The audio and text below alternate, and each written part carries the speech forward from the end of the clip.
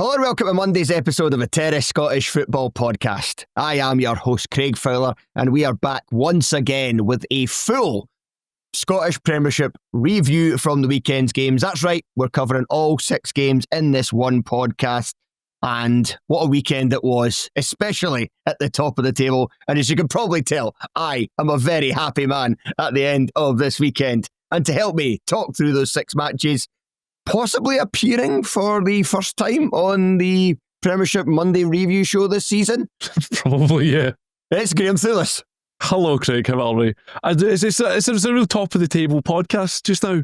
I know. So yeah, fine with that. Yeah, of course. We'll certainly get to your team soon enough. Yeah, but before we get into the football action, Graeme, how are you doing? Very well, Craig. Very well. It's been a very busy sort of 3 or 4 month period. I'm now slightly more settled. We've all had a very exciting time. So yeah, delighted to be back on a Monday podcast to chat through. I was awaiting just Motherwell capitulating miserably against Livingston because that's how these things work. But no, we didn't do that. So yeah, we'll get to that later though. Yes, we will. But we will start, obviously, I think as everybody expects us to start, with the game at Celtic Park, which took place. We are recording this on Sunday evening, so it took place earlier today with Hearts running out 2-1 winners, a result that, quite frankly, I don't think anybody really saw coming considering Hearts' recent form and the fact it was Wilfried Nancy's first game as Celtic manager. You thought they would get a bit of a lift from that. It didn't really happen, and Hearts ended up winning the game 2-1 thanks to goals from Claudio Braga and Oisin McEntee, with Kieran Tierney grabbing a late consolation for Celtic and just making sure that I, along with I think it's roughly about 1,000 Hearts fans in that away end at Celtic Park, and the many, many more watching at home, still had to shit ourselves for a couple of minutes more when it looked like the game was fully in the bag. But Hearts eventually seeing things out, getting the 3 points, and going 3 points clear again at the top of the table. Graeme, I've got so much to say about this, but is there anything you want to chip in with beforehand? Just the more sort of wider point about the whole thing, and that it feels almost like it's such a ridiculous situation to be in, that a manager is appointed and then almost immediately is under just a colossal amount of pressure from outside, from inside presumably as well. Like to go into this game, the whole process of appointing a new manager for Celtic has been very strange. And then to finally get to the point where he has arrived, and the whole thing, every bit of the afternoon felt off for Celtic. Just I don't want to lean deeply into vibes, but it was just everything about Celtic's vibe today was just off, man. It was just a weird collection of little, like, almost like pastiches throughout the game of moments happening. But like, what is happening here? Like, you don't want to immediately judge someone who's just arrived in the door, but then similarly, when they're presenting with such things which are a little bit out of the ordinary, a little bit odd, a little bit strange, as they're losing, yeah, it's kind of difficult not to do that as well. Yeah, I think they're talking to or alluding to Wilfried Nancy having the tactics board, this little mini tactics board that looked like he was trying to play like a board game on an airplane. Like this tiny wee thing in his lap. It looked like a Ludo travel kit. Yeah. I think when I first learned to play chess, I think my gran taught me on a travel chess kit, where you kind of stuck the pieces into it. So obviously, like if you were on a train or a boat or whatever, it wouldn't pieces wouldn't all slide away. That's what it looked like. That's what it reminded me of.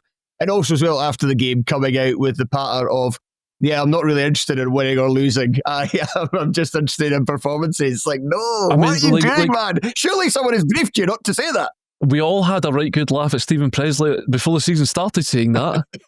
You're in the midst of a title battle, which again, Celtic shouldn't potentially be in title battles. Let's be honest, Celtic should be comfortably streaking away with things, and the situation that they've got themselves into feels quite challenging at this moment in time, and that they are not streaking away at the top of the league. They granted have a game in hand, but are 3 points off the top with teams snapping back. It's such a difficult part of the season to try and implement anything, and it's going to be a huge ask of Wilfried Nancy and his staff, when it's at the point of the season where it feels like there's a game every 3 days. Mm-hmm. So you go from one into the next, into the next, into the next, into the next, and the opportunity to turn things around, implement things, introduce ideas, difficult, challenging. Yeah, I've got off the back of this game, I've got a defence of him and a criticism of him. And we've just kind of naturally drifted towards Celtic to start with. We'll obviously get to Hearts soon enough, saving the best to last. But with Nancy in this game, like, to defend them, I think we already knew it's not a good Celtic team. We've witnessed it all season. We saw it under Rodgers, even under O'Neill. Results turned, and they were able to get victories, get consecutive victories in the league, win a big game in Europe as well. But other than that game against Feyenoord and a couple of the home performances with the kind of rolled over teams like Falkirk when they went to Celtic Park, there was still a lot to not like about this side. And it also hasn't helped as well in this game that, like, he's let down by his captain massively, I think, for that opening goal. Because go back and watch McGregor on those replays. It's shocking from a player so experienced. Like, yeah, I get it that everybody thinks it's Braga's offside, but he just like stands with his hand in his ear. Doesn't he move? Just stands still with his hand in his ear, and then realises at the last second that the play is continuing. And if he doesn't do that, he stops Hearts from scoring. So Celtic have got some work to do. They've got to get their act together in January. They need to get them some better players, like they needed to do ever since the summer. They probably need to let some of these guys who kind of had one foot at the door leave as well. So it's a big month coming up for them next month.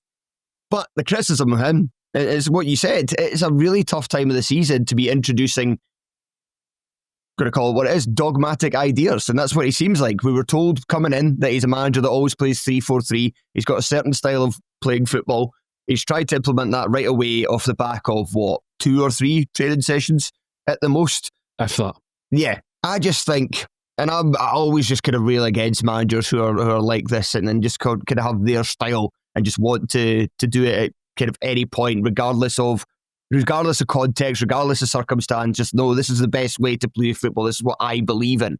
I just always think the best managers could be a bit more, like I say, pragmatic. Like, could be adaptable. That's the word I was looking for. A bit more adaptable. And to be fair, at the beginning of the game, I did think it was going to start working for them because Celtic did have a lot of the territory for the first, let's say 25, 30 minutes. Hearts weren't too bad opening 5 or so, but then Celtic really took over, kind of kept them in their own area. Hearts struggled to get their own half. Dice Maida had a couple of chances, and yeah, if one of them was a really good chance, if he takes that, then yeah, it's probably a different game, and yeah, maybe Celtic go on to win it. But then after that, it was just kind of really poor. And I thought, it was such an attacking team. They had Terekti on one side, and they had Yang on the other as wing backs, and then they had 2 number 10s in Nygren and Hatate with Engels and McGregor behind them. And I thought, because Hearts were leaving 3 players at the top of the pitch, and I respected that because I thought, given the way the season's gone so far, even with Hearts' recent results, you should be going to Celtic Park and setting out that you've got faith in the fact that you can get 3 points here. But I was concerned that it was leaving us a bit too light at the back, and it just looked like there was maybe going to be too many holes to fill, especially in those early going. A couple of times, Terekti got in behind, Maida got in behind. I felt like every time they were breaking, Hatate seemed to have all the room in the world, but they just didn't then carry that momentum forward until the rest of the game at all. Terekti just kind of fell out of it completely. Maeda had a couple of moments where he could have sparked into life in the second half, but it was very fleeting. Hatate, despite the fact, like I say, he seemed to be running free constantly, done absolutely nothing with it. Engels was humpty, and yeah, it was just all in. Quite crap. Yep. Like I understand the principle of having very, very attacking wing backs, but as well as that, they're going to need to start. The starting position is always going to be deeper unless you're going to be incredibly brave and play them very, very high. Nygren, I think, is a decent player, but he looks like he struggles to get around the pitch a huge amount. Like he's not, and I'm not suggesting not everybody has to have lightning pace, but he doesn't move around the pitch that freely or that comfortably. You end up with Maeda stretching the game, but then just huge gaps in behind, which I suppose that's for the space of, like you say, Hatate was running into and picking up the ball and things. But it just felt like there was large distances between players, which is always going to be kind of easier to defend against and more challenging to play with, because your passes you're going to have to sail it through the air or drive it across the ground, and there's it's easier to cover ground in that respect. So it just doesn't quite fit. And you could see as well, Hearts just completely leaving Trusty with the ball. Mm-hmm. Off you go. You have it in there as well. Braga did really well down the left-hand side, just as an out ball, as much as anything else, just stretching, keeping Yang pushed back there as well. But then also just running around the outside of Trusty as well, which, again, I appreciate that highlighting maybe Brendan Rodgers had a couple of correct ideas is probably going to potentially upset a few people. But he might have had a couple of points on a few things. Like, again, he didn't seem to fancy Trusty a huge amount, which, I don't know, maybe there's something in that particularly. I think there's certainly something in it, but I do think I would say that I thought Rodgers was far too untrusting of Trusty, because you did see him kind of coming into the team after Rodgers went and he was one of the better players in the League Cup semi-final victory. There was another game around the time as well where he played quite well, and it didn't really make sense that he was completely out of the team and Dane Murray was playing. But I think we've seen, but to kind of back up your point, I think we've seen from Trusty ever since he kind of came to Scottish football that he's not been worth the money that they shelled out for him, which I think was around about £5 million. But anyway, Hearts. Tell me about Hearts. Well, that's the starter. The main course is coming up. But Graeme, first of all, we have to talk about NordVPN. Do you have NordVPN, Graeme? I do, yes. You do? Brilliant. That's what I like to hear. That is what I like to hear. And we keep advertising with NordVPN. It's not like they run like ads that last for 6 months, but we've been doing them just about every single month this season, because more and more Terrace listeners are signing up for NordVPN because they are listening to what we are saying and they know that it is the VPN to go to. And VPNs are quite the rage these days, aren't they? Because the Labour government has brought in this ridiculous ID thing where you have to put in your ID, put in your details for access to certain sites. And if you've got a VPN, then you don't have to do that. You can just open up NordVPN and then connect to an IP address in another country, and then you can bypass those daft checks. Graeme, what do you think of NordVPN? As much as anything else, I do quite a lot of travelling, and in my current job, my past job, so we did it, was constantly on the move, using public Wi-Fi's and bits and pieces and stuff like that as well. So again, just having that extra layer of security to make sure that none of the nonsense that I'm working on ends up in the public domain ultimately as well. So for me, it's always been my brother-in-law has always been he's a big web security guy, so he's always been very insistent that, again, utilising VPNs and stuff like that. And NordVPN does that really well for me as well. So whether I'm zipping through airports or on trains or bits and pieces like that as well, when I'm working away, it gives you that extra layer of just sort of peace of mind ultimately as well. Yes, absolutely. So if you're interested in signing up for NordVPN, you can do so with a free 30-day money-back guarantee by going to nordvpn.com/terracepod. Once again, that's nordvpn.com/terracepod for a free 30-day money-back guarantee. Right, the Jambos. What a day, Graeme. What a day. So, this is the first time. So I've seen Hearts win at Celtic Park before. I've seen it a few times, but it was as a member of the media. Or the other time was the 1988 Scottish Cup final where we weren't playing Celtic, we were playing Rangers. So this was the first time ever that I was in the away end at Celtic Park and I saw Hearts beat Celtic there. And that's just absolutely superb. I was belting out "We Shall Not Be Moved" with everything I could muster. Just one of those days which reminds you how brilliant it can be sometimes to be a football fan. Afterwards, I walked back. I only live about half an hour, 35 minutes or so from Celtic Park, and I just kind of, drifted, floated above the air. Was it one of those ones where I didn't even put my headphones in? I was just content with my own thoughts and just thinking back on everything I'd experienced over the previous couple of hours and how magic it was, how brilliant it was to be in that, to experience that, to go, well, second goal, absolutely ballistic. First goal, what a weird experience that was. Because everybody thought Claudio Braga was offside. And I mean, there was a couple of people you could hear going yeah! But otherwise, it was silent in the Hearts end for about 2 or 3 seconds before everybody started to celebrate. Even I was I saw the ball going in. I was like, that's going in. But it was like, I'm just waiting for the flag. I remember kind of looking around, and I remember the first thing that caught my eye was Braga kind of running away. And I was like, oh, he's being daft. And I think I saw Shankland, like, being still. And then I was like, right, okay. Quickly, like, pivoted, looked at the ref. I was like, he doesn't seem to have blown up. And then I finally managed to locate the assistant running back to the halfway line. And I was like, they're giving it. They're actually giving it. But you maybe won't have seen this because it's obviously, having been there, you won't have seen the broadcast. But basically, Braga's entire celebration is just like looking over his shoulder. Like, is it? Don't know. And I think Shankland is saying to him, like, pretty sure you're off. Pretty sure Shankland, like, after the one at Ibrox when he was like, it was a handball. I'm pretty sure he says to Braga, pretty sure you're offside. But he's just like, and Braga the entire time just. That's been the theme of, because if you add into it as well, Shankland, when he scored that goal against Aberdeen, that was actually chalked off. It's been a real theme of Shankland's season that he's not celebrating goals because he thinks VAR is going to disallow them. But it was funny as well because, like, so you celebrate when you realise it's been given. Yeah. But the celebration went harder when it was confirmation for the goal rather than the ball going in the back of the net. And I think it's the first time I've ever encountered that at a football game. Unfortunately, because of VAR, probably not the last. But it was just a very kind of strange situation. And yeah, like I said, the second goal was just bedlam. And getting to sing, "Oh, the wee Hibs are shite," to very angry Celtic fans who are like giving you like the "get it up you" sign or the "wanker" sign or the "Vicky" sign or something as they're leaving the ground with 5, 10, 15, some of them 20 minutes still remaining, was great fun, I have to say. Fantastic. Again, like, from as soon, like you say, Celtic put together some relatively nice passages of play, but that goal and the timing of it, perfect. Then again, you could tell it completely rocked them. And then McEntee's goal as well. I was just like, that sort of perfect timing.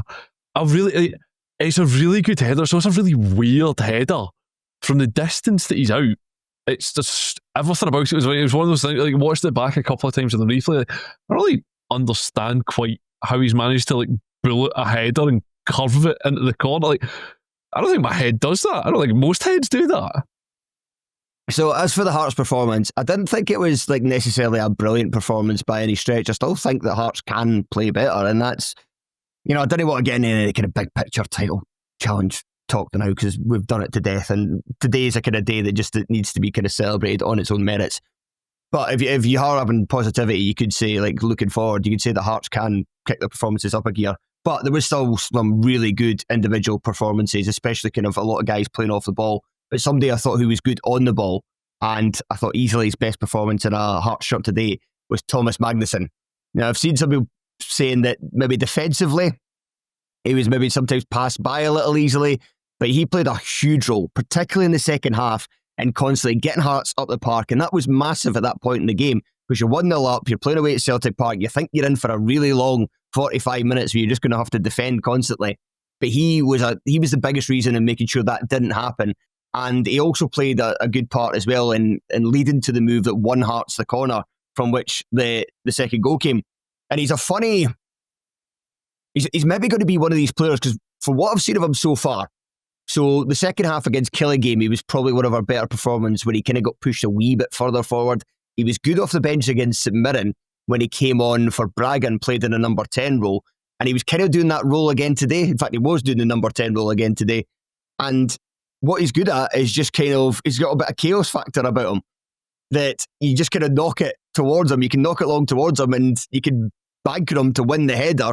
But not only that, he's very athletic, and when the ball does drop at his feet, he's not useless with it. He's got a bit of composure. He can pick out a pass, he can get his head up. And yeah, it's just kind of now looking forward to seeing more from him. But I should also save some praise for his midfield partners. McEntee, we talked about with the goal. I don't want to see him play right back again. I want to see him in the middle of the park. And Cammy Devlin. Like, I'm not being hyperbolic here when I say this. If the season stopped now, Cammy Devlin would be my Scottish Premiership Player of the Year. He has been unbelievable this season. Absolutely incredible. Like, we all know about Devlin. His energy is unreal. But this campaign, he seems to have taken it up a notch in terms of his his positional sense has gotten a bit better. He can still occasionally do that overcommitting, wee bit headless chicken thing. But there's so many times in games now where if the ball's kind of cleared from the first line or the first pass is made out of defence by the opposition team, Devlin seems to know what it is before the pass is even made. He's always there. He's always in their face. He's always winning the ball back. And while his passing wasn't good today, that is something that's really improved a lot this season. And I should also just praise the kind of defence in general for their work in stopping Celtic, particularly Michael Steinvender, when he came in, he was playing every week for Hearts last season, looked initially really good, struggled a wee bit, obviously got set off in that Scottish Cup semi-final, lost to Aberdeen, and then dropped out the team thereafter and hasn't really gained these plays as Stuart Finlay's come back and Craig Halkett's been fit.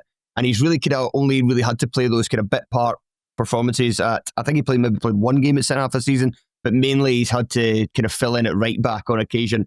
But he was superb as well after maybe having a kind of shaky opening 10-15 or so. He really settled down after then. And pretty much every member of the defence, whether it was the back four or the back five, done their jobs very well at that end of the park. Yeah, Harry Milne was absolutely tremendous throughout the game as well. A further reminder that I'm very annoyed that we didn't pick him up before he went to Thistle, but nonetheless, we move.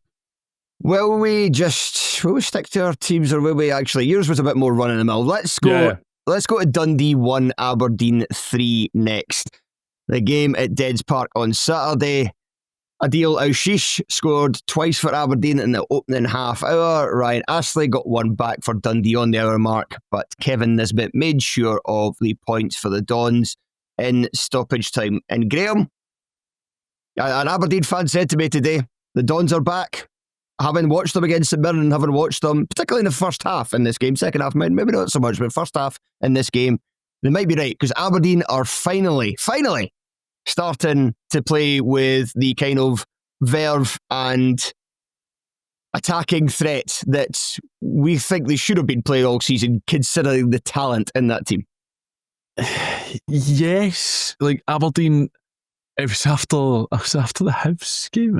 After one of the the Aberdeen comeback, or it was after the Hearts game. The Aberdeen comeback is on. Like, is it? Like they're still not massively good. Granted, yes, I will give them in this game. They were significantly better than I've seen them for the majority of the season in the first half against Dundee, with the general caveat that again Dundee are not one of the strongest sides in the division. I think it's fair to say. Do you have a good home record, though? Do you have a good home record? Granted. Dundee continue to struggle. Simon Murray continues to struggle, and I think those two things are probably fairly well related. At the same time, and again, this is one of those ones where do you criticise Aberdeen, do you criticise Dundee for being a bit dozy and almost sort of self-inflicted wounds, or do you praise Aberdeen for the fact that they took full advantage of the fact that Dundee were dozing and provided them with opportunities to go and do that? Dundee as well, like, as much as Robertson struggled, defensively, they are running out of bodies, I would say, in there as well, which leaves them what is already not a great defence in front of John McCracken, already leaves them in a kind of bit of a deeper hole in that respect there as well. And like Dundee as well just have so many kind of crucial fixtures just in this run of games. You go through, Motherwell currently in a nice wee run of fixtures coming into Christmas until we get to Christmas, then Christmas is cancelled. But Dundee are currently in a run of just like a series of games where you desperately need to be getting points on the board here, and it's all just struggling ahead of the window there as well. Like, I think Aberdeen are better than they have been. I don't think they're back. I think Dundee, the fact that Dundee aren't massively cut adrift at the bottom of the table remains a continual surprise to me. They had a real kind of 1-2 blow in this game because Wesley went off with what looked to be like a nasty ankle sprain, if not something worse than that. Yes. And it'll be interesting to see how long he's out for, because it's not like he's been brilliant this season, but he's been probably one of their better attacking performers. Not that it's in any way a high bar to clear, but that happens. And then one of their most consistent performers this season, Ethan Hamilton, just a shocker for him. Like, Quick tip for any footballer: don't do a no-look pass backwards unless you're in the final third. Like it's always going to lead to trouble. Listen. I think we have to hold our hands up here slightly and acknowledge that this might be Tony Anderson's fault. After he spent a good portion of last week's show talking up Hamilton, and again before I came out of this game, I was watching the game back. I was like, I'm interested because I've not seen a huge amount of Dundee this season. Going to watch Hamilton. See, Tony told me an awful lot about Hamilton, so I was, yeah. And then that happened. I was like, this is. I think we need to acknowledge at least a degree of responsibility in there, for that there as well. But like Dundee, as you say, defensively, they need a left back from somewhere. They could probably do a centre half. They need as much as I think you're getting, let's say, Endeavour out of Hay or Aqua up top alongside Murray. Murray already provides the Endeavour in there as well. We don't need Endeavour in the Dundee front line. Yeah. We need some goals in the Dundee front line in there as well. And just there are bits and pieces of Dundee that you can see working, bits and pieces of Dundee in Dre Wright and Yugan on the left hand side as well. Congreve, every time I see him, looks like a good acquisition. Hamilton looks like he's something in there as well. But this game really, you saw more than ever, like, just having better players does actually just get you through games sometimes. And to be honest, yeah, you're definitely right. Yeah, I know. I'll come on. There's 3 Aberdeen players in particular that I kind of want to single out for this one. But just your point on Simon Murray, like, definitely agree that he needs some help in a central area. And you saw that Dundee kind of looked at their best and looked at their most threatening in this game, like as you say, when Congreve and Yogan got on the ball. That was Yogan. I think that was probably the liveliest performance I've seen from him so far. Not that I've seen every single Dundee game, but that was kind of most impressive one I was. But every time it kind of went into Murray, and this seemed to happen loads of times, especially first half, they would play it into Murray. He was back to goal. He was then be immediately surrounded by 3 defenders and immediately give the ball away because there's 3 guys going up against him. So he definitely needs help in terms of somebody to come in and give him a rest every now and again. Yeah. B, somebody to come and play alongside him whenever the kind of lineup can permit that. And C, just somebody else who can maybe play as like a number 10 to kind of support him and to take a bit more of the attention away from Murray, because it just, like, this game often it just seemed like they're just asking him to do too much here. They're just asking him to do it by himself, and he can't. No player really can to that extent, where you're just being constantly surrounded because the opposition see you as the main threat and don't care that much about anybody else. It's not massively dissimilar to Stevie Hamill's Motherwell, where you had a talented centre forward who was stretching the game but then had no one within 25 yards of him. So again, like, what do you do? Like, again, you can't ask someone to press the entire front third of the pitch and then expect everyone else to just get in behind them at some point. Like, you're damaging both your attack and your defence ultimately in there as well by doing that as well. But Armstrong, maybe back. Stuart Armstrong back. I've liked Armstrong since he came into Aberdeen. There was a few times that I know you weren't impressed with him in his first game, because that was the Motherwell game, wasn't it? Yeah. But it was a match after that. I think it was a game against Dundee United at Tannadice, where I thought he was easily Aberdeen's best player. But it's Adil Aouchiche I want to kind of single out. Now, I don't want to labour it too much because basically I don't want to repeat myself, because I talked about him both on the show I did with you and when we covered the 3 Premiership games from last Sunday and the midweek one I did with Gary, in terms of Aouchiche now is playing further back. He started the season playing as a number 10, but he's been moved back as a number 8, and that seems to be a lot better for him. And it's kind of, it just seems to sit the position a bit more, maybe with greater comfort in his role in the team. He's now got the composure in front of goal, as you saw with his 2 finishes, that he definitely lacked at other times this season when he got into the shooting areas in the final third. Although I probably should note that all 3 of his goals this season have come against Dundee. But when he is played well, he is somebody that's quite fun to watch. He's got good technique, impressive quickness, and he can do... Performances like this are kind of like it felt like this is what you were promised. Yeah. And this is kind of what you expected. And he almost had an assist as well not long after he scored the second, because he stole the ball somewhere on the halfway, and I can't remember who he got it off of, but then he just drove forward and slipped in Lazatic, and it was actually a really good recovery from Billy Cometto in order, which stopped what looked like it was going to be a clear goal. But the other 2 players I want to single out, The wing backs, like Dylan Loban, he just looks like he's been playing at this level for years. He looks really comfortable, not out of place at all. And once or twice a half, he'll go at the opposition marker, usually the winger or sometimes a full-back or a wing-back, and then he'll get that wee yard and whip in a really good ball into the penalty area. Really, really impressed with him on 21's duty. Like, just as an individual, as a character, he was just deeply impressive in everything he did. You could see him in training, you see him in games. He obviously came on as a substitute in the first challenge and started the second one. Just consistently impressed with him as an individual, and then also in his footballing ability as well. Also, huge fan of him having a diamond earring. Just like a super 90s vibe off of it, which there's not an awful lot of those guys, and I can't speak like that. I don't want that to come across as I've been snide anyway at all. It's class.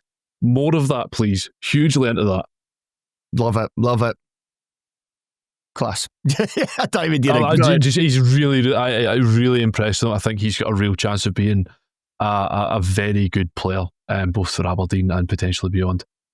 And on the other flank, Alexander Jensen, such a weird player. Like, he never seems to play well when he's on the right, despite the fact that it's so obvious that he does never want to kick with his left foot. So when he's over on the left, he always kind of like, he can't really cross the ball. He always has to cut. Well, he certainly can't cross the ball from like hit the byline and cross it, well, kind of like swinging it in or cutting it back.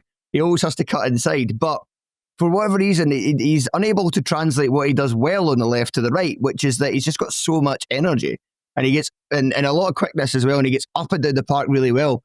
And he's just somebody that's a bit of for the opposition, just a bit of a pain in the arse to deal with, a bit of a pest in the final third, constantly getting forward, constantly offering an option, creating those overloads. I don't know how that when he's actually in a position that should shoot him, it doesn't seem to come out, but for whatever reason, it's working for him and it's working for Aberdeen at this point in time.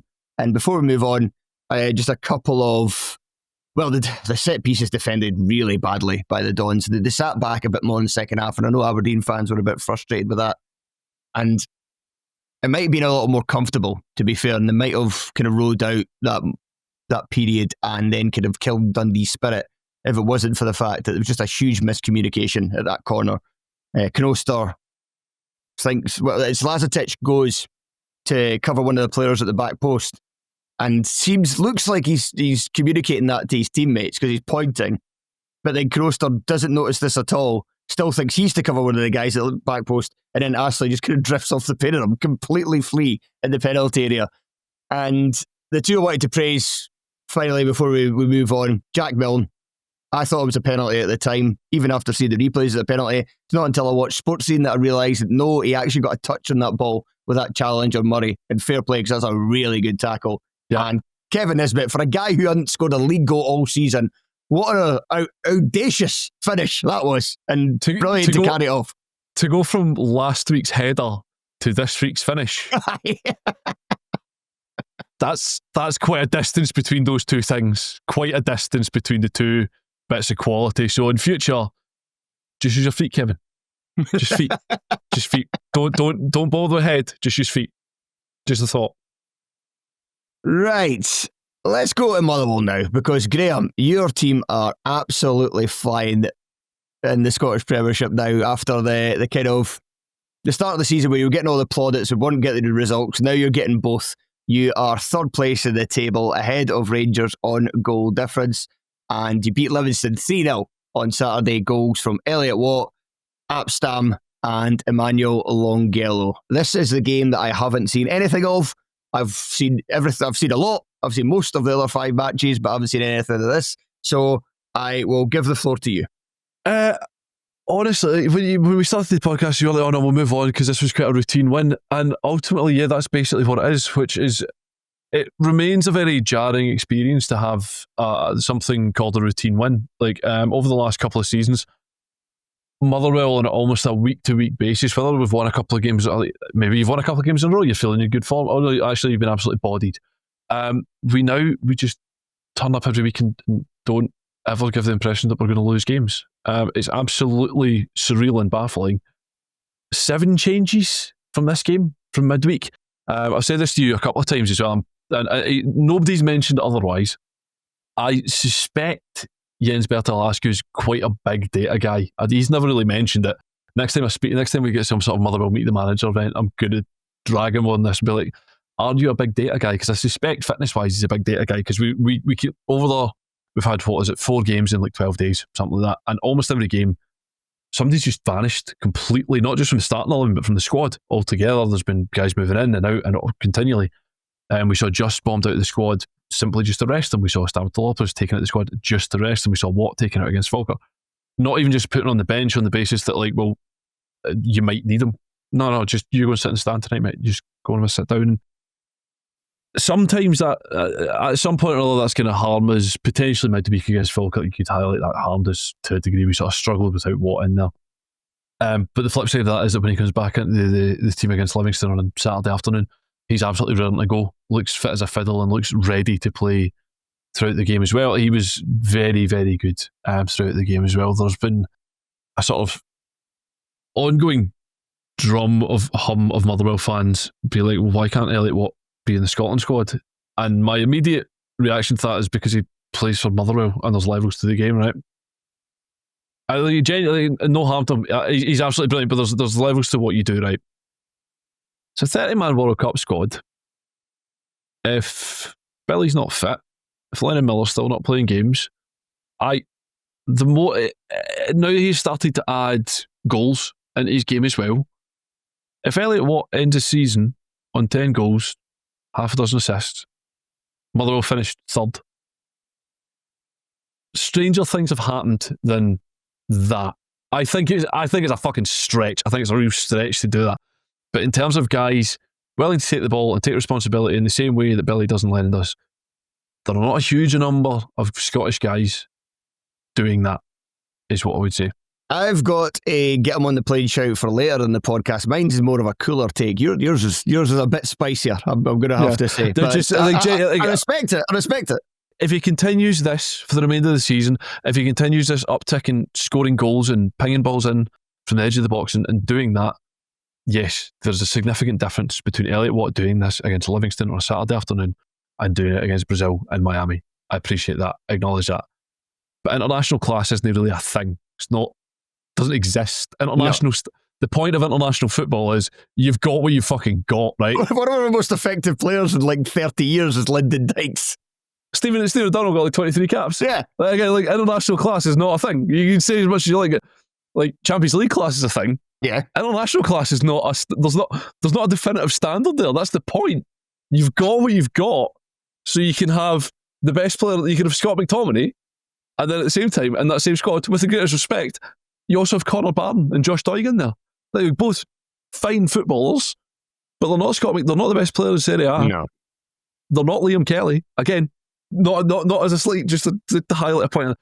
Motherwell were very good. As I say, 7 changes. Liam Gordon came back in. Liam Gordon is my favourite transformation this season, in that if Jens Bertil Aouchiche can turn him into a guy that plays 1-2s inside his 18-yard box, the guy might actually be a fucking witch. Paul McGinn, genuinely, right?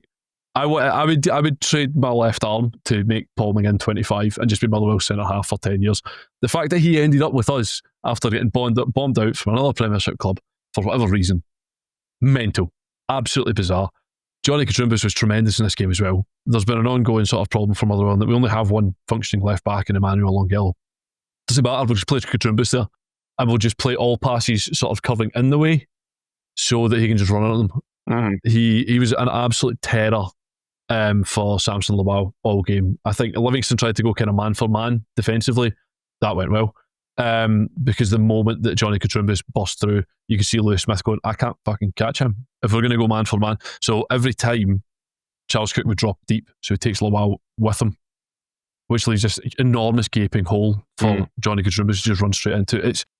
We continue to make quite difficult things look incredibly simple, and that's it's the most enjoyable bit of football at the moment, is just turning up and watching the guys do it. Stephen O'Donnell as well, like an absolute titan of a performance. There was about like 70 minutes into the game and you could tell he just got fucking bored. So basically they had a corner, the ball broke up towards the Livingston goalkeeper, so Stephen O'Donnell from right back was like, I'm going to go press him. So ran like fucking 70 yards up the field Goalkeeper plays a long pass, so he just he didn't even turn right, he didn't even slow down, he just turned round, did a big loop, started heading back that way. He was like, I'll chase it back that way as well. It was like a dug in a park. It was unbelievable. For a guy who is the age that he is and the level of quality, just to be like, yeah, I'm into this. Like, he doesn't need this at this stage in his career. Do you want to come and learn an entirely new style of football and do actually what's quite challenging things? Actually, yeah, I do. And one of the passes he played through to Stamatolopoulos in the second half is genuinely one of the best passes I've ever seen in my life. It was like an outside of the left foot clipped through. It's fucking unbelievable. It's astonishing. I cannot emphasise how, and it's difficult to explain if you don't watch this over 90 minutes, but over a 90-minute period, just about every player in the team does something that makes you sit there and go, fucking hell, didn't even know we could do that. And again, Stephen O'Donnell's as well at that as well. So yeah, we are Livingston. Yeah, Livingston don't have much. Now bottom of the table by 4 points with only one. They've only got one victory in 15 games so far this season, and that's now 3 defeats on the bounce. They don't have much about them. Like, again, it was a challenging afternoon for them. I think it was always going to be, and it, without being disrespectful in any way at all, it was just you could see just the quality of players was just a step above. Like, the quality of player man for man across the pitch, Motherwell is just a step above what Livingston have, and it was telling almost all the way across the pitch. They were relatively well set up. They came with a game plan to play a bit of football, go man for man, try and chase. Like, if Motherwell players were going to step in and be rotating around as a front four, they were going to follow them, and fine, fair enough. But if you do that, it's just going to expose huge gaps elsewhere, which, as I said, with Katrumbis and O'Donnell just walking into those spaces, they just need some better players. And I realise that sounds really, really obvious and really daft, but like, they could just do with a degree more quality. Like, the Livingston sides who kind of thrive in the past were either very, very up and at them, or had a couple of guys that were just better. Like, again, as much as you're laughing at Lyndon Dykes' international quality, like, again, Lyndon Dykes is a very good Scottish Premiership centre forward. Marvin Bartley was a very capable central midfielder in there as well. And throughout those periods as well, you had wee guys that would even just do like a wee 6 month wee spell of being really good. And at the moment, they just don't really have anyone kind of stepping up in that mould to just be like, do you know what, I'm going to be the guy that takes responsibility. I really, the boy Sissoko in midfield, quite impressed with him. I think he's a really tidy and good player. I think Lewis Smith has got a bit about him as well. But again, it's just, it feels just almost like last time when they got promoted to the playoffs almost by mistake. This time, obviously, it wasn't by mistake. They were trying to go off and they wanted to return in there as well, but it almost feels like it's kind of a season too early for them to do that. Like, they needed just a bit more development, a bit more quality to maybe come back and be the Livingston that they want to be, or the Livingston that they aspire to be ultimately in there. Funny though, they still do have the better Yengi. Yeah, there's 2 Yengies in Scottish football, and Livingston somehow are the better one. Right, let's move on to our 4th game, and that took place at St Mirren, where the home side defeated Dundee United by 2-0. Conor McMenamin getting the opener in 17 minutes, and then Keanu Bacchus getting the second for the Buddies. And I pretty much expected this result. A couple of reasons. Dundee United have not been on a good run at all of late. They have slipped down into 8th place in the Scottish Premiership table. But I just fancied St Mirren. The week after they dropped into 11th place, I thought that was a false position. I didn't expect them to really be in a kind of relegation dogfight. And I was encouraged by the fact that they scored 3 goals against Aberdeen in midweek, because their problem has been in front of goal this season. And I thought that would maybe give them a bit of confidence. And that's what it seems to have done, because it wasn't exactly the most, dominant of victories. Dundee United had their opportunities. Sapsford wasted a one-on-one. He had a bit of a rough day by his standards, but he also hit the crossbar, was unlucky with a free kick, and I think it was also Craig Sibbald, as well, who hit the bar late on. So yep. Dundee United can maybe feel a little bit hard done by, but St Mirren were still, I would say, the more impressive of the two sides. And yeah, like I said, I expected them to get back to winning ways after dropping down at 11th. Maybe a bit of a wake-up call for them. Yeah, like St Mirren all season long, you've been watching them just being like, what's going on here, lads? Because arguably a better team than they were last year, like player for player. Like, and that's mainly because they went Freckleton. Like, and every time I watch them, I'm like, you are fucking brilliant, big man. You are 100% a big bit of me. And like, the centre forwards seem a bit more balanced. Again, like Taylor being back in as well. I know you'd spoke about before about how was it the Celtic game at the start of the season, he'd like clearly very, very much struggled, but almost the more that he plays now, you can see him sort of develop and just maybe might just about make it here as well. And Lindelof coming in looks like a player as well. And you just every bit of it, like, but what's going on here? Like, there's no like obvious like this is where it is falling down. It retains that core of like good, experienced Scottish Premiership players, and you always kind of assume that at some point it's going to turn. I mean, without you don't want to say that their eyes are elsewhere, but it's almost impossible to look at the League Cup final and not be thinking ahead about that. Which we will preview on the Patreon later this week. Tony Anderson and Craig Anderson will look forward to that game, and Tony, as he often does, will provide a bet builder for you to probably lose £5 or £10 or however much you like to put on bet builders. I think if you put anyone £10 on a bet builder, I think you've got an issue and you need to speak to somebody. But if you want to listen to that, it's Patreon. That'll be available on patreon.com/Terrace Podcast. The brothers Anderson will keep you right. But yes, St Mirren were good. Just this was the performance again when we're talking about Aouchiche as well, the kind of performance that you expect from him. Just kind of the performance you expect from St Mirren. They're going to battle through it as well. I do like Sapsford for Dundee United as well. I think he's a very talented player. He's got an awful lot about him. It feels like a very Scottish Premiership centre forward. And I know you're saying like maybe Dundee United can feel a little bit hard done by. Kind of disagree, and they're in the same position they were 3 weeks ago, just with a different name between the sticks. Like Richards, the second one in particular. Yeah, well, it's just not good goalkeeping. And when you're doing things like that in a game, if it's getting to the point where it's particularly with Kucherenko, it felt to the point where he was just conceding a goal a game, so you're always going to have to score two.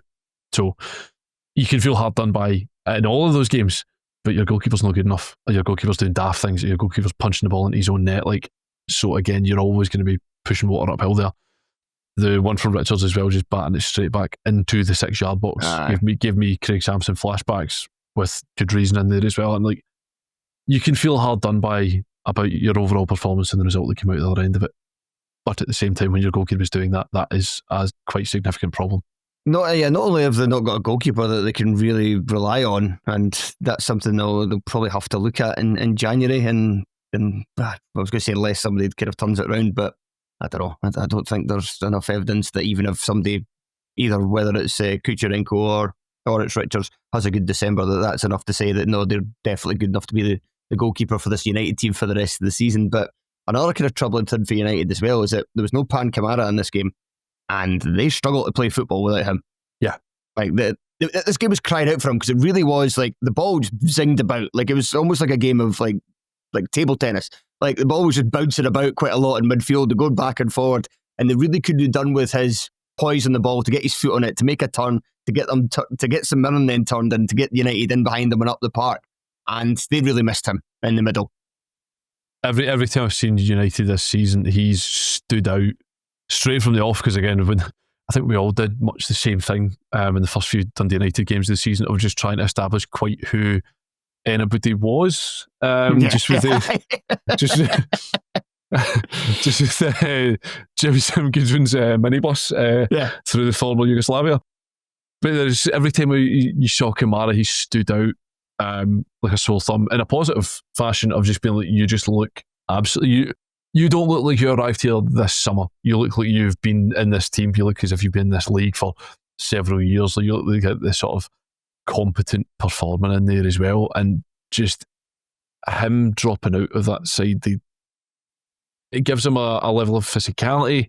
It gives him a level of poise in there as well. And in a game like the one against St Mirren, this is exactly what you're looking for as well. And like, you see the games that he's not started in or not played significant parts in over the course of the season, and the games that Dundee United have struggled in. Like, he missed the Falkirk game, missed the St Mirren game, came on at half time against us when the game was pretty much done by that point in any case. So like, when he's not there, he screams out as being a problem.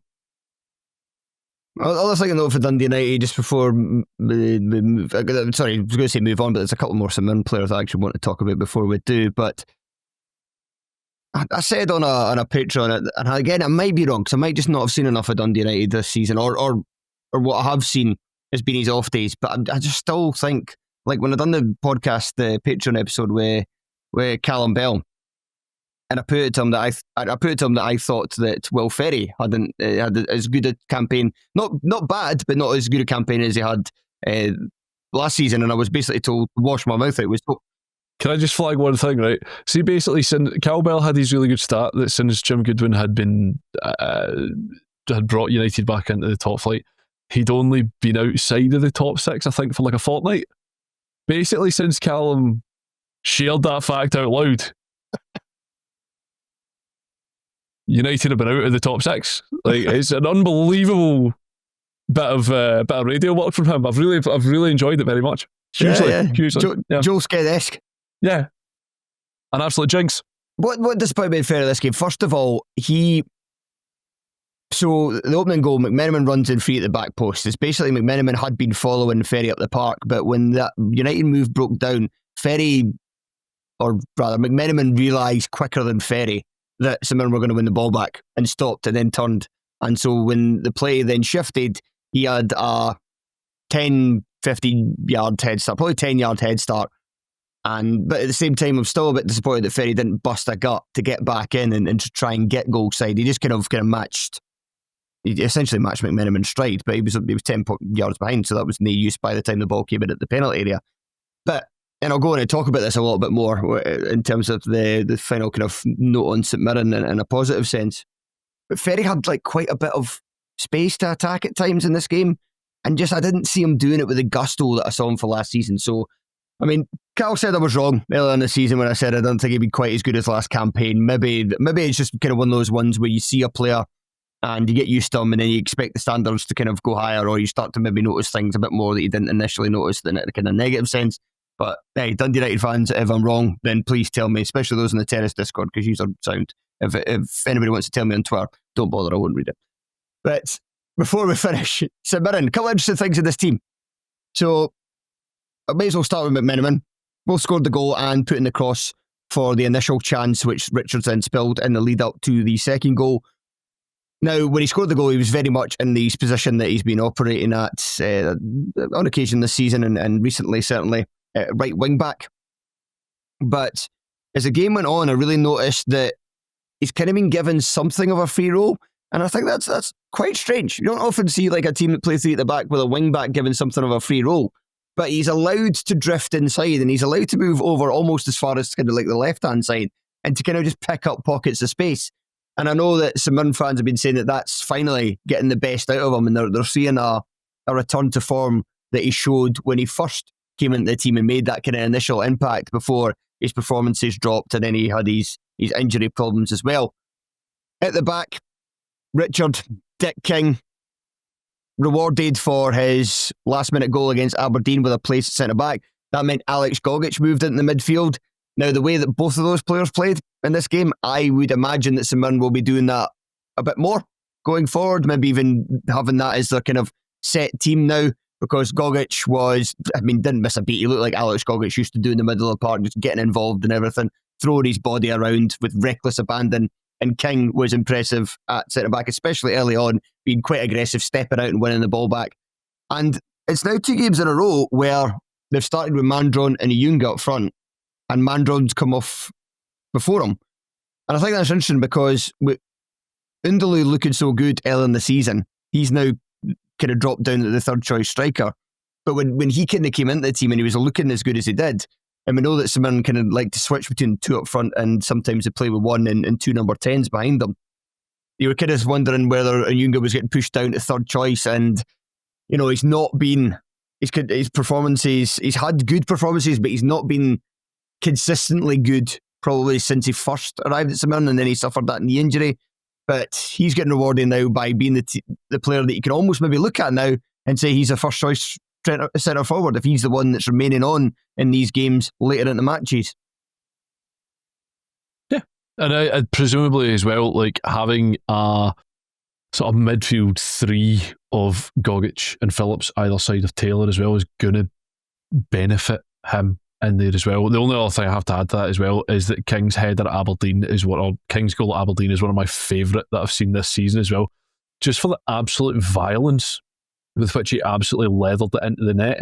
So yeah, just I've thoroughly enjoyed how aggressive he was in order to take that goal. But yeah, good. Right, so we've got 2 games left to cover, and let's begin with the match at Easter Road on Saturday, with Hibs defeating Falkirk by 3-0. Martin Boyle opened the scoring from the penalty spot after he was fouled by Philip Lisa. 5 minutes later, Kieran Bowie with an excellent finish put Hibs 2-0 up at the break. Falkirk started the second half very good. Looked like they had a goal back through Ethan Ross, but he was correctly not flagged for offside. His goal was correctly ruled out for offside after a VAR intervention, and then Kieran Bowie finishing off a very nice move for Hibs to put to make sure of the points with 10 minutes remaining. Hibs are in 5th place in the Scottish Premiership, getting back to winning ways after consecutive defeats, and Falkirk are now down to 7th, dropping out of the top 6 this weekend. Now, Graeme, you said earlier about Elliot Watt maybe getting on that plane. Yeah. I think that, like I said, my take is a much colder shout, but I think he might, especially if it's a 30-man squad. He's got a chance, as he has recently been called up to the international fold, and that is Josh Mulligan, who I thought was excellent in this one, particularly in the first half, where he just dominated the game. Constantly winning the ball, constantly driving forward. He got 3 Falkirk players booked in one half, and that's the first half as well. Usually when bookings don't come out of a referee's pocket as readily as they do in the second period. He's been a superb addition for Hibs this season, and I have to say I'm a wee bit annoyed that Hearts, who were like rumoured to sign him for about 3 consecutive seasons, have now watched them go to their rivals instead. And as for his Scotland chances, the fact he was called up in September, it's certainly not out with the realms of possibility. Like, if you're looking at him and Connor Barron, I know Barron does a lot of really kind of good off the ball work that Steve Clarke might like in his team. But in terms of having some of that, having some of the dig, having some of the ability to win the ball back, but also having the ability to carry it and do things in the final third, because he also played the pass through for Boyle to win the penalty, and he also had, it was a great finish from Bowie, but he played the pass into Bowie's feet as well for the second. So he was very much somebody that, like I say, in the first half in particular, just kind of dominated this match, and he's been a brilliant signing. I feel like he's reaching the point where he's just about Hibs' most important player at this moment in time, because without him, when he is either out of the team or whether he's not performing quite to the levels that he can do, and particularly in games like this that he showed, it kind of feels like the rest of Hibs to a degree almost falls down, just without that level of dig and battle in midfield as well. Like, Jaiwa looks like he's got a lot of ability, but looks like he's still adapting to playing 11-side football. But Lasser, again, has abilities, and then we've seen a lot of Levitt in the past before as well. Like, Newell's coming back as well, and bits and pieces like that as well, and Campbell and whatever. But Mulligan, Mulligan for me feels like the key piece in that Hibs midfield, because without that, it feels like they can almost get kind of run over the top. And again, this league makes no sense at this moment in time, given that we're just over a week past Motherwell absolutely thumping Hibernian, like absolutely taking it to pieces, followed by sort of battling to a point against Falkirk, where Falkirk are then absolutely taken apart by Hibernian. None of this makes any sense. Right. Quite challenging to try and sort of establish what on earth is going on here at any point. And it was also a very rare weekend without any draws. Every game was won by a team. Yeah, everyone won 3-0. Like, all right. What's happening? Why are all these things happening simultaneously? This is a really difficult thing to understand. But yeah, I would say that Bowie's probably even if it's not a 30-man squad. If you're looking at your centre forward options, Dykes will go, Adams will go, probably Hurst will go, probably Shankland. Does Hurst drop out for maybe, I don't know. Like, do we have 5 forwards if we've got a big squad? That's maybe too many forwards for Scotland. For the Scotland squad, but we'll see.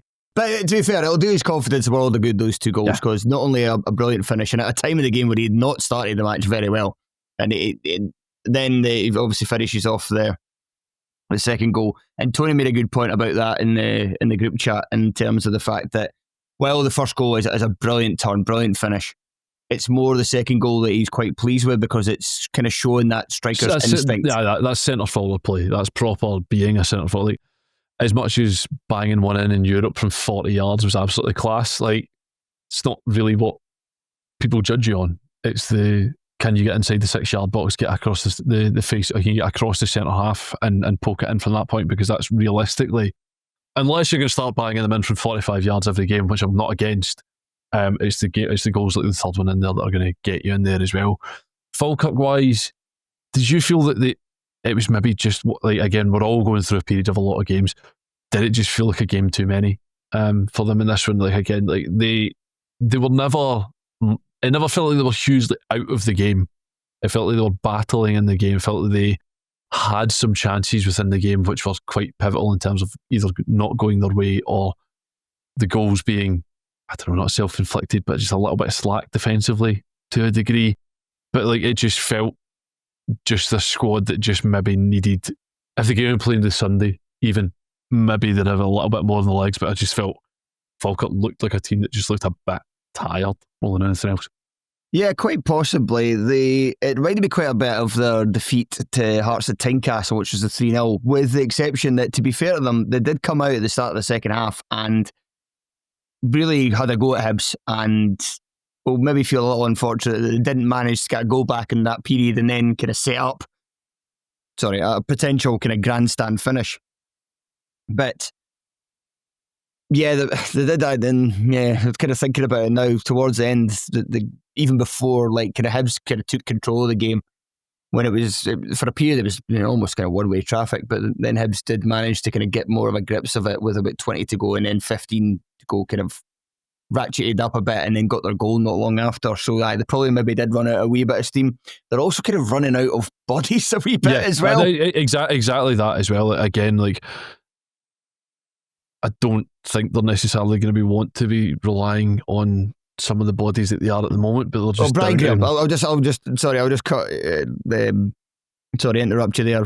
I don't think he should start again for Falkirk, really, unless they've got just about literally no other choice. I didn't think it was a good signing at the time. I don't think it's proven to be a good signing.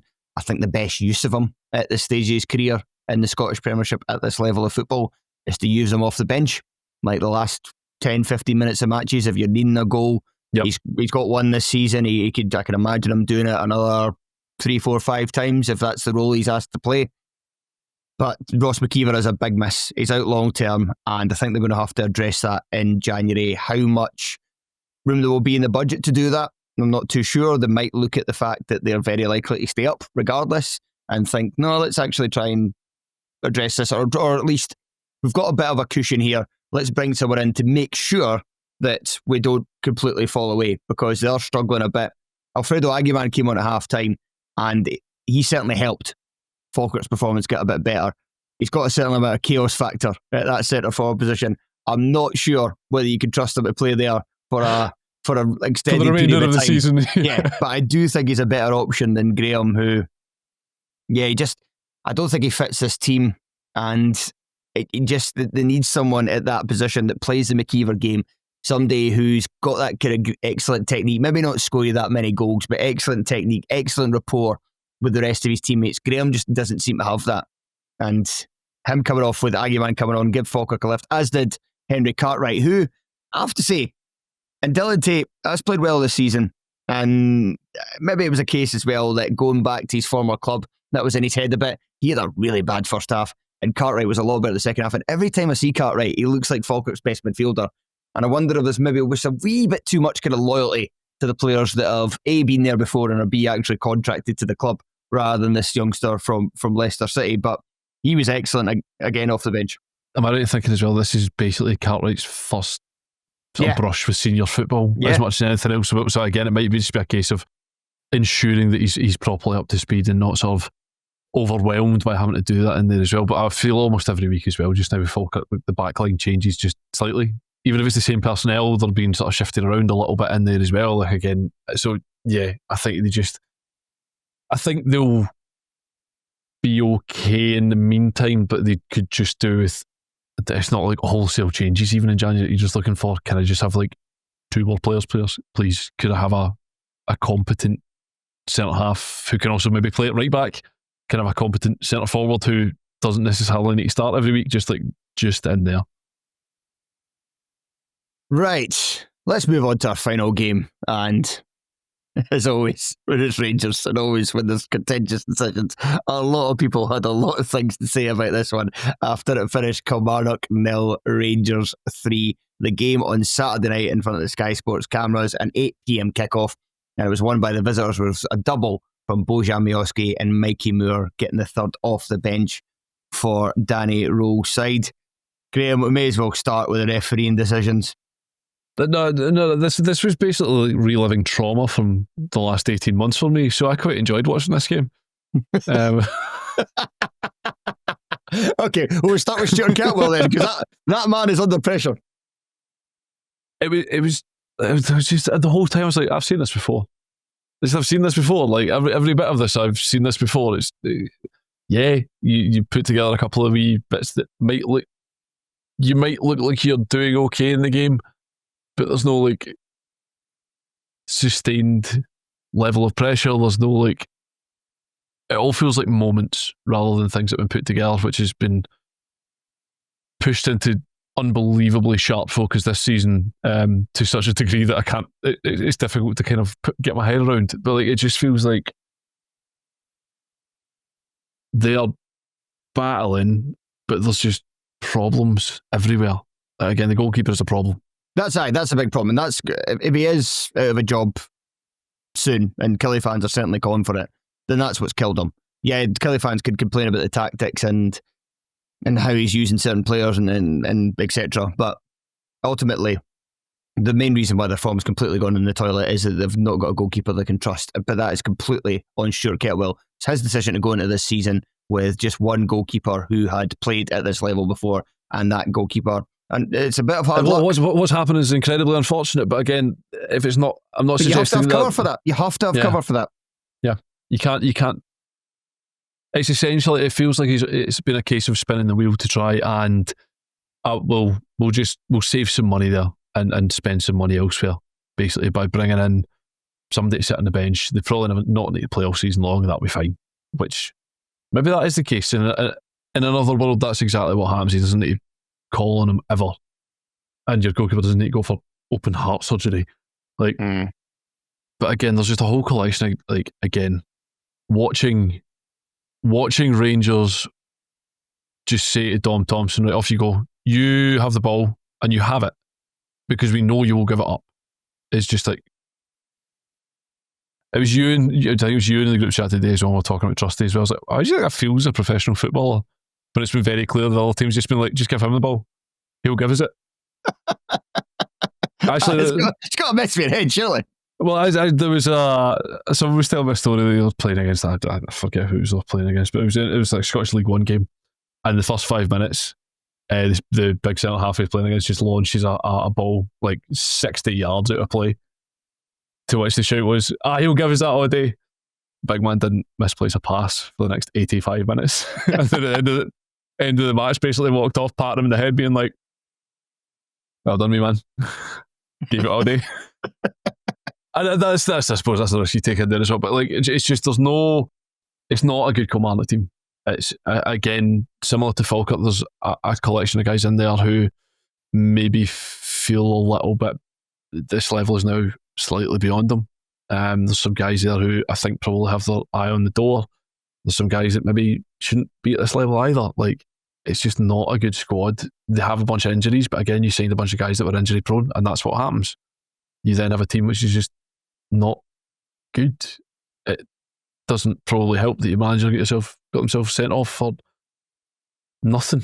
He's just completely losing the head about something as well. And again, refereeing decisions, you can feel that they're going your way or going against you or whatever else in there as well, but you're the manager. You're meant to be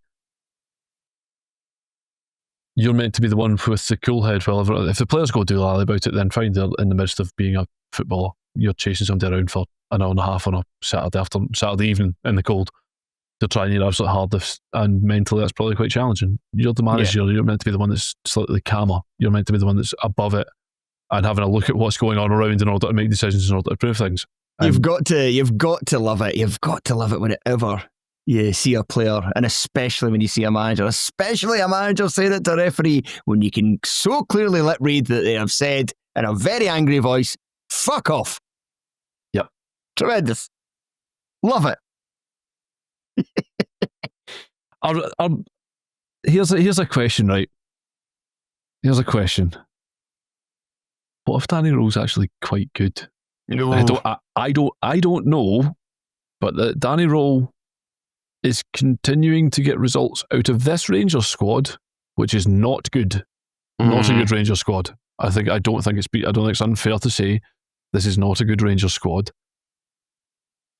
But they keep getting results. Yeah, maybe to be fair, because this team is pish.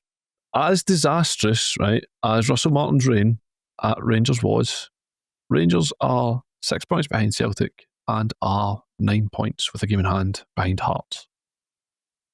Ooh. After 15 games. Ooh. Now, what if, and I genuinely don't know. I genuinely don't know what the answer to this is. I have a suspicion that he might be quite good, because if you can continue to get results, like if you're getting results with this squad, if they can limp through to January, and I mean, you would assume there will be a lot of movement at Rangers in January, if only by kind of binning off a bunch of loan players. You're not losing games anymore. You're just about scraping past. Draw with Falkirk's not great. Draw with Dundee is not great. But you beat Livingston, you beat Kilmarnock, and that leaves them until January. Play Aberdeen, play Hearts, play Motherwell, play St Mirren. It's potentially for the squad. So Ewan last week says that he thought like if performances didn't improve, then I thought it was possible they could finish in the bottom six. Probably not going to happen. They have looked a bit better the last 2 games. They created a lot of chances against United. And when I say a bit better, I mean a bit better, because they created a lot of chances against United, but still needed a late penalty to get a point, and still looked dodgy as all hell defensively. They still looked quite dodgy defensively in this game. Kelly had opportunities. Bruce Anderson should have done better, certainly with his chance in the first half, and had another couple of bites at the cherry.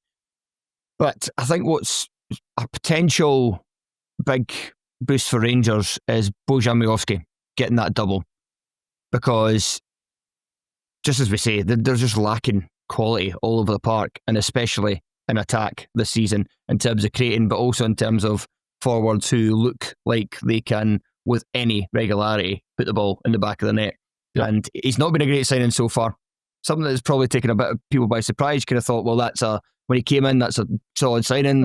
Felt like a plug and play signing. Like, he knows what's expected here. He knows what he'll do. He's played at the level. He's been good at the level, and it's just taking him longer than I think anticipated to get there.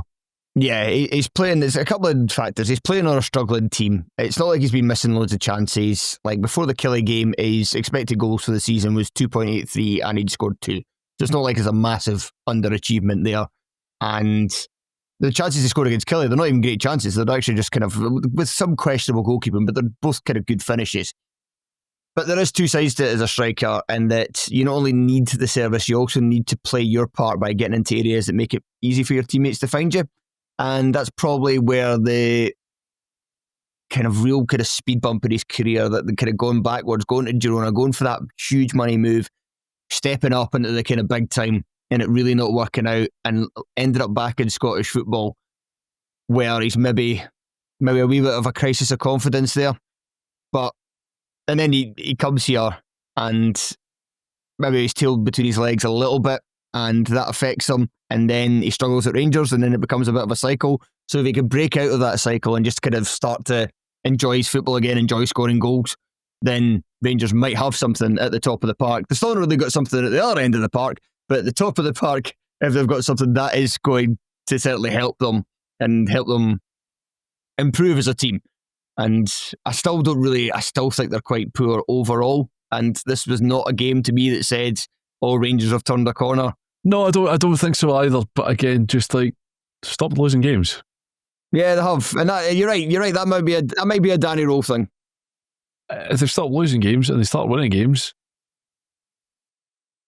Because everybody was giving Martin O'Neill the praise for getting the results with Celtic, but by and large, their performances weren't great. Their performances were just better, and they were managing to get games over the line. And you can maybe say that about Rangers at this point in time, that performances maybe aren't better, but it's just due to the squad, and they're going to have to give some work to that in January.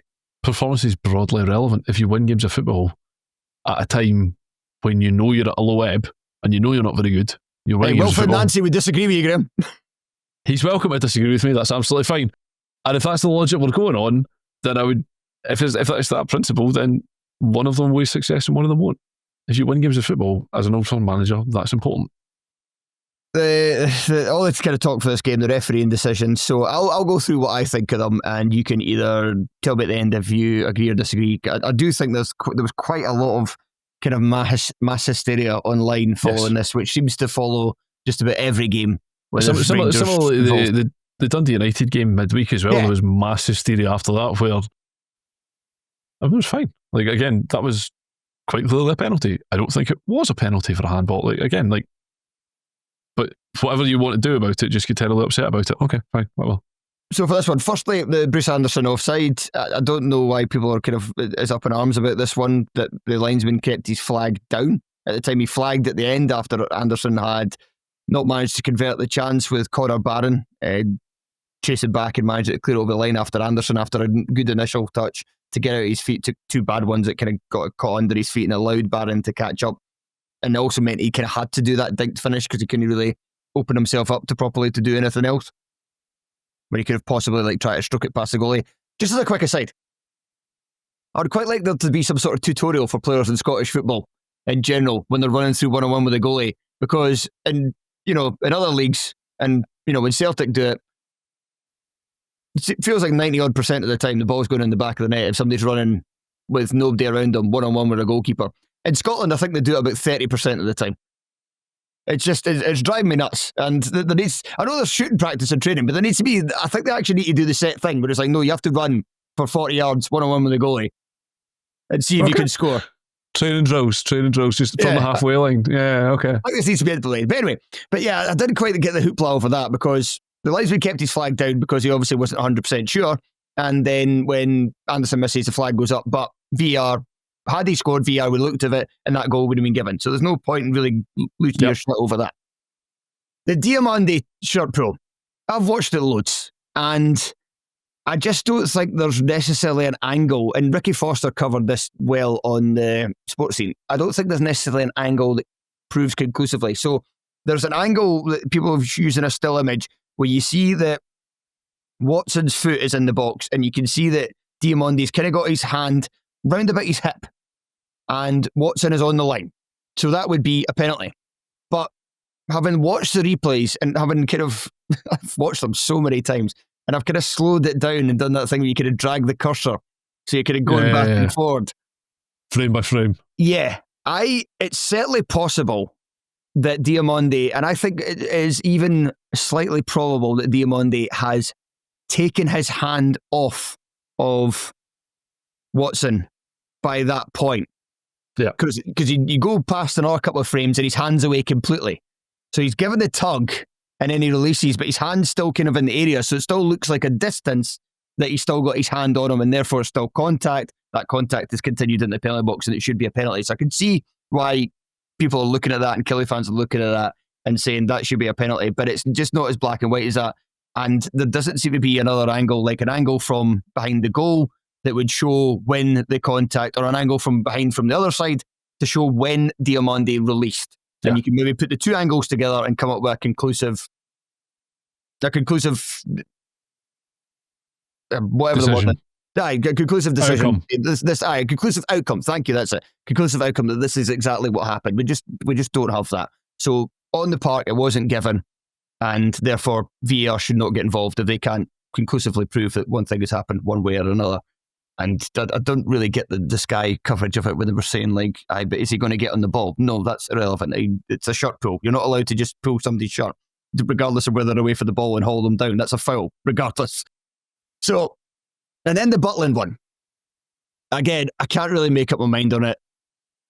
I mean, I'm more inclined to say it's maybe as a red card because of the excessive force aspect of it. Because he really does launch and he does kind of clatter in. What I would say though, usually when you do that, usually the thing that put me off the idea of it being the excessive force thing is that generally that's applied when there's a danger of like the foot's flat.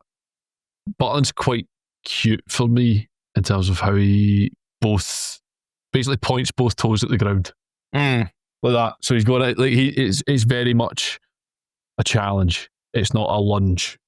Would be how I would describe that. It comes in with a hell of a contact. So I think you can't argue, but you're right in terms of there's no kind of straight leg, which is usually the kind of endangering the safety of an opponent and stuff. But he does come in at top speed, and you're thinking, I think he possibly is getting away with it because he's a because he's a goalkeeper, and not because he's a because the expectation is the goalkeepers don't know how to play football. So we did some differently. Defenders, goalkeepers, and you saw it with kind of Mitov coming out and clattering Kabori as well. Goalkeeper are kind of a law to themselves sometimes. And I mean, Anderson plays it off him as well. So does that count as kind of him quote unquote winning the ball? Does that count as Anderson playing off him and then gets out? Because you could also argue as well that if Anderson's playing it and then he's wiping him out, then if it is a foul in it anyway, regardless of what you're giving it for, is it also potentially a red card? Or because of the fact that the ball has bounced off Butland and is going in the other direction before the contact, does that negate that? So there's a lot of factors in play. I certainly don't think it's... If I was a Kelly fan, I think I'd be a bit aggrieved, but at the same time, it is not as clear as everybody who is looking at this and saying that is an absolute Stonewall red card. I just don't think that's the case. I've looked at it so many times. I've changed my mind on it a couple of times. I'm not sure. And again, if VAR is going to exist, this is what I want VAR to exist. It's a subjective decision. Let's not get involved. I broadly, yes, that's kind of ultimately where I am in it. Like the Watson for me, I don't know.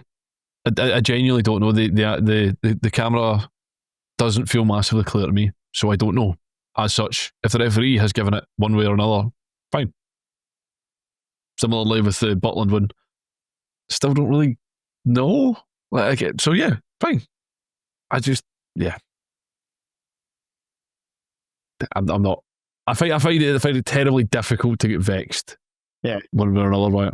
Scottish football Twitter found it very easy to get vexed on Saturday night. That was again, they were still vexed about Dom Thompson's one from Wednesday night, which again was simply not a penalty either. So yeah, people get very vexed about things that have absolutely zero bearing about anything in reality. So fine. Well, I think that'll do us. Graeme, thank you very much for joining me. I thoroughly enjoyed that podcast. Thank you, Craig. It was good to be back. Thank you very much. And thank you to everybody for listening and your continued support of the show. We will talk to you again soon. Goodbye. Bye-bye.